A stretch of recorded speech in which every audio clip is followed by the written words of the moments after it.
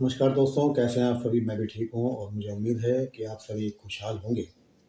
आज का दिन 18 जुलाई हिंदी सिनेमा प्रेमियों के लिए एक बहुत ही ज़्यादा महत्वपूर्ण दिन है। इस दिन भारत के पहले सुपरस्टार राजेश खन्ना की पुण्यतिथि है। सन 2012 में वे हमें छोड़ कर के दूसरी दुनिया में चले गए थे और आज के दिन उनके फैन्स उनको बहुत ही ज़्यादा याद करते हैं, उनको भावभीनी श्रद्धांजलि देते हैं। राजेश खन्ना का जीवन परिचय कुछ इस तरीके से है कि वो एक गोद लिए बच्चे थे। उनके रिश्तेदार ने उनको अपने किसी दूसरे रिश्तेदार से गोद ले लिया था। उनका पालन-पोषण बेहद ज़्यादा खुशहाल तरीके से हुआ और ये भी कहा जाता है कि जब वो पहले दिन स्कूल गए तो उनकी जो मदर थी, मम्मी, उनकी जो मदर थी, उन्होंने पूरे स्कूल को मिठाइयाँ बाँटी थी। इसके बाद जब राजेश खन्ना बड़े हुए तो उनका जो इंटरेस्ट था वो अपने पिता के व्यवसाय में नहीं लगता था, बल्कि वो एक्टिंग के बहुत ही ज़्यादा दीवाने थे। उन्होंने बहुत सारी जगह जो नाटकों में भी अभिनय किया और उनका जो मेन जो एम था वो था कि एक्टिंग की दुनिया में आगे बढ़ना। और इस तरह से हुआ क्या कि एक बार यूनाइटेड प्रोड्यूसर्स द्वारा टैलेंट हंट प्रतियोगिता का आयोजन किया गया। इसकी शर्तें कुछ इस प्रकार थी कि यदि कोई इस प्रतियोगिता को जीतेगा तो उसे एक फिल्म दी जाएगी जूरी द्वारा।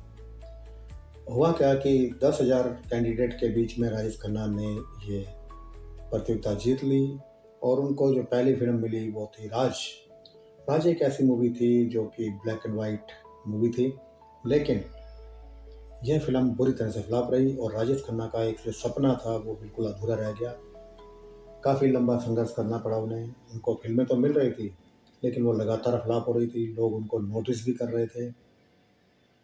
अंत में होता क्या है कि शक्ति सामंत एक फ़िल्म बनाने की प्लान कर रहे थे और ये फ़िल्म थी एक बंगला मूवी के ऊपर आधारित। किसी तरह से ये मूवी राजेश खन्ना जी के हाथ में आ जाती है और जब ये मूवी आती है तो लोग इसके दीवाने हो जाते हैं और इसमें हमें एक नहीं बल्कि दो-दो राजेश खन्ना नज़र आते हैं और ये फ़िल्म होती है ब्लॉकबस्टर सुपरहिट। इसके बाद हिंदी सिनेमा को उसका पहला सुपरस्टार मिल जाता है। सुपरस्टार क्या होता है, मैं इसके बारे में आपको बताना चाहता हूँ। मेरे हिसाब से सुपरस्टार का मतलब ये होता है कि जो पब्लिक होती है, वो सिर्फ़ अपने पसंदीदा स्टार को देखने के लिए आती है और उसके रहने से ही मात्र फ़िल्म जो है सक्सेसफुल हो जाती है। उसमें कोई मतलब नहीं होता कि डायरेक्टर क्या है, हीरोइन क्या है, कौन क्या है।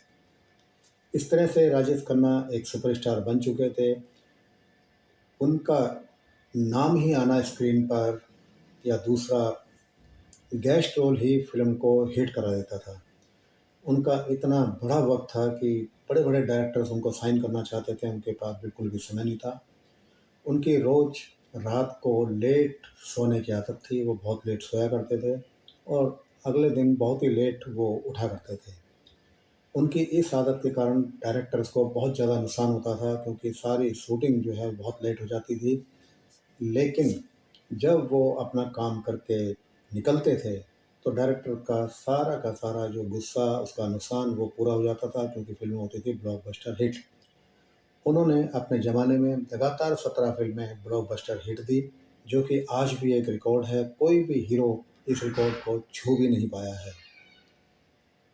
इस तरह से राजेश खन्ना ने करीब-करीब 200 से ज़्यादा फ़िल्म में काम किया। वो अकेले ऐसे स्टार थे जिनकी बहुत ज़बरदस्त फ़ैन फ़ॉलोइंग थी। कहते हैं कि जब वे शूटिंग पर आते थे उससे पहले ही वहाँ हज़ारों की भीड़ होती थी। ये वो ज़माना था जब ना सोशल मीडिया था, ना टीवी था, ना रेडियो था। तब भी लोगों के अंदर उनका इतना क्रेज़ था कि लोग उनको छूना सा चाहते थे, उनके साथ फ़ोटो खिंचवाना चाहते थे, उनको एक सिर्फ़ ऑटोग्राफ लेने के लिए काफ़ी ज़्यादा भीड़ होती थी और लड़कियाँ उनकी कार को किसी तरह से पीछे भागती हुई उसकी जो धूल होती है कहा जाता है उसको भी अपने माथे पर लगाती थी। उनकी फ़ोटो से शादी कर लेती थी और इसके अलावा लड़कियाँ उन्हें खून से खत लिखा करती थी। ये भी बात बहुत चर्चा में आई थी। उनके साथ में जो जिन हीरोइनों ने काम किया वो बताती हैं कि किस तरह से हम साइड में खड़े होते थे और लोग उनको घेर लेते थे। उनमें ज़्यादा बहुत बड़ी संख्या में लड़कियाँ होती थी। तो इतना जुनून था राजेश खन्ना का, वो एक नाम नहीं था बल्कि वो ब्रांड था, गारंटी थी सक्सेस की। उनका आना हिंदी सिनेमा में, भारतीय सिनेमा जगत में एक ऐसा वक़्त था जबकि लोग बहुत गरीब थे, लेकिन लोगों ने उनकी तरह के स्टाइल के कपड़े, उनकी तरह के चप्पल, कुर्ता, पजामा, उनके हेयर स्टाइल बहुत कॉमन हो गए थे कॉलेज के लड़के-लड़कियों में।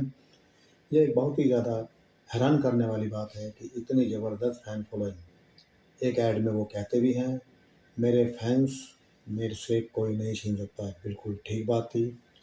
जिस दिन 18 जुलाई 2012 को उनका देहांत हुआ, पूरे फ़िल्म जगत में मायूसी छा गई और उनके फैन्स बहुत बड़े गम के सागर में डूब गए। जब उनकी अंतिम शव यात्रा थी, जो निकाली जा रही थी, उसमें देखा जाता है बूंदाबांदी के बीच भी हज़ारों लोग उनके एक दर्शन करना चाहते थे। और इस तरह से आज राजेश खन्ना एक ब्रांड, एक इंडस्ट्री हमारे बीच में नहीं है और हम सभी जितने भी उनके फैन्स हैं, हम चाहते हैं कि भगवान उनको अपने चरणों में जगह दे, उनको सबसे सुंदर, जो सबसे बढ़िया जगह है, उस स्थान पर उनको पहुँचाए। आप सभी को ये वीडियो कैसा लगा?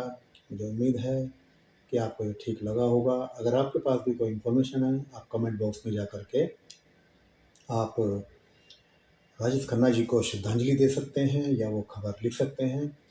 इसके अलावा यदि आपने चैनल सब्सक्राइब नहीं किया है तो आप इसे सब्सक्राइब भी ज़रूर करें, वीडियो को लाइक करें, शेयर करें। Thank you very much.